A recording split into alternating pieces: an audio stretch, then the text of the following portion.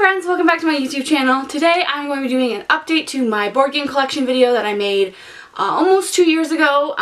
We have a sizable amount of board games that have been added to our collection since then, and I'm going to go over them with you right now quickly, hopefully. Okay, let's go. So the first game is kind of 2 in 1, or well, there's 2 different ones, but they're the same one. I don't know. It's Codenames and Codenames 2.0 Deep Undercover, aka the adult content version of Codenames. So Codenames, if you don't know what it is basically a game where you have 2 teams and they represent opposing spy factions. 2 people are the clue givers and the rest of the people are clue receivers. There is a 5x5 grid of words out on the table, and the clue givers have to try to get the clue receivers to guess those words by giving out clues that only include one single word and one single number.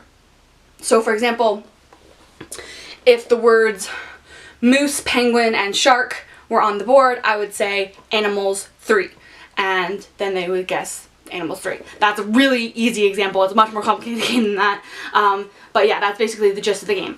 And then we also have Codenames Deep Undercover, which is the adults only version. It's basically the exact same game except for it has words like genitals and swear words and other kinds of like drug related words and stuff like that. So it's just a little bit extra fun, extra silliness than just regular Codenames. But yeah, both are really, really fun for a big group. It makes it really easy to play with a lot of people.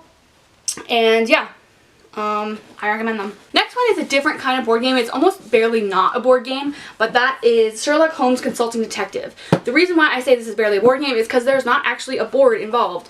Basically, you play as one of the street kids that helps Sherlock Holmes solve his mysteries, but you are instead trying to take on a mystery by yourself. Sherlock is investigating it at the same time, and you are competing to solve it basically better than he can solve it. It's really interesting. Basically, you travel between different locations and you interview suspects and you do investigations, and there's like newspapers you can read that have like different articles that may or may not be relevant to the case, and they're like full newspapers. I don't know, it's really interesting. It's more of a discussion-based game. Like I said, there's no board. There's a map that you can reference, but there's no like pieces that you move on the map or anything like that.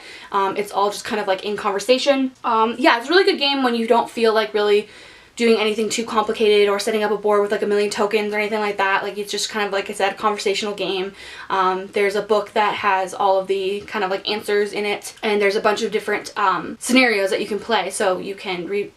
So in this one, I think there's 10 or 15 different stories that you can play.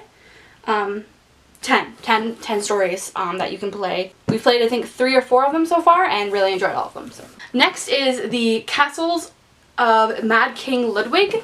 This game is really fun. It is basically a castle building game. You get different tiles that represent different rooms, and you have to try to piece them together into a castle. The rooms affect each other, so like if you put the concert hall next to the bedroom, that's worth negative points because no one wants to sleep next to a concert hall. But if you put, let's say, the larder next to the kitchen, that counts as bonus points because it makes sense that the larder would be next to the kitchen, and stuff like that. It's kind of one of those games where technically it's competitive, technically you're trying to get points and compete against other people, but you can also just kind of play it just to make a fun castle and just try to make the best castle you can, and pretend like you're not playing with anyone else. That's kind of how I tend to play it because I'm so competitive. I just ignore everyone else and do my own thing. Next is Terraforming Mars. This is Nick's absolute favorite game of all time. Basically, you are doing what it says. You are trying to terraform Mars.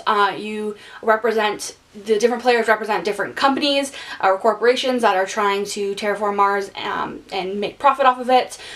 Basically, it's a kind of like a deck building game-ish type thing.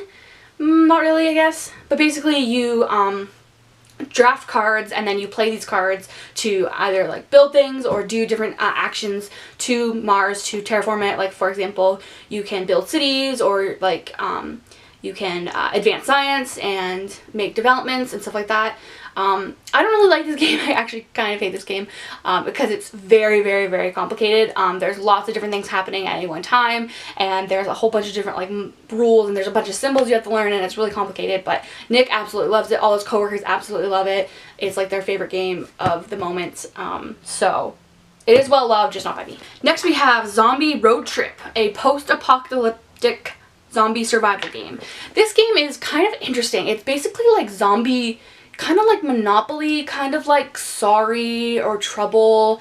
Like you have a base and you're trying to travel around and collect cure tokens to cure the zombie plague. But for some reason you're playing against other people, even though you think that you would want to band together with other people to try to solve like the plague that's plaguing all of you. But anyways, it's a really straightforward game. Basically all the instructions are written on the board. It's kind of, like I said, it's kind of reminiscent of like an older school game where you just roll and move. So yeah, it's a really simple game to learn. Not a lot of strategy involved, mostly just luck, but there's a little bit of strategy, so it's kind of, I don't know, it's interesting. And finally, we have the mother of all board games, Mansions of Madness. That was Mansions of Madness, in case you couldn't hear it over the avalanche of pieces that happened when I lifted it up. And the expansion, Mansions of Madness Streets of Arkham. So Mansions of Madness, if you don't know, is a game where it's based off of Arkham, Lovecraft, Cthulhu based mythos, and basically there is a bunch of different scenarios that you play out as paranormal investigators. Sometimes you're investigating a murder, sometimes you're investigating some weird accidents that are happening at someone's house, sometimes you're trying to just do a bunch of different things. It actually plays with a companion app that you can put on on a mobile device or the television, and it's really interesting how like the game and the app works together. Like basically the app provides all of the like theatrics and the storyline, and then you play the game, like the board and your pieces are real in the physical world. It's a really, really fun game. The expansion just added a couple more scenarios and a couple more monsters that you can fight, and a couple more characters that you can play as. But yeah, this game is awesome. It's huge. It was expensive. It was like $100. But if you're into board games and you are into exploring and investigating and kind of games like that, this is the game for you. I love this game. We just played. The scenarios range from being 1 hour to, I think the longest one is like 4 to 5 hours or 6 hours. We just played one of the longer ones this past week, and we loved it, and yeah, it's a great game. And so yeah, there you have it, all the games that we have added to our collection since July 2018, I believe is when I made the last video. It may not seem like a lot, but a lot of these games are pretty, you know, big, expansive, and expensive board games. So yeah, I'm happy with our collection. It is officially outgrown the shelf that we were using, so we're gonna have to do a little bit of reorganizing around here, but yeah. I love board games so much. If you have any recommendations based on what I've said in this video or based on the video that I made before, I'll put a card up with that video. Let me know. I love board games. I'm always looking for new ones to play. And yeah, so if you have any recommendations, leave them in the comments and I will take a look. Give it a thumbs up while you're down there. Subscribe if you want to see some more videos like this. And yeah, I'll see you guys next time. Later days.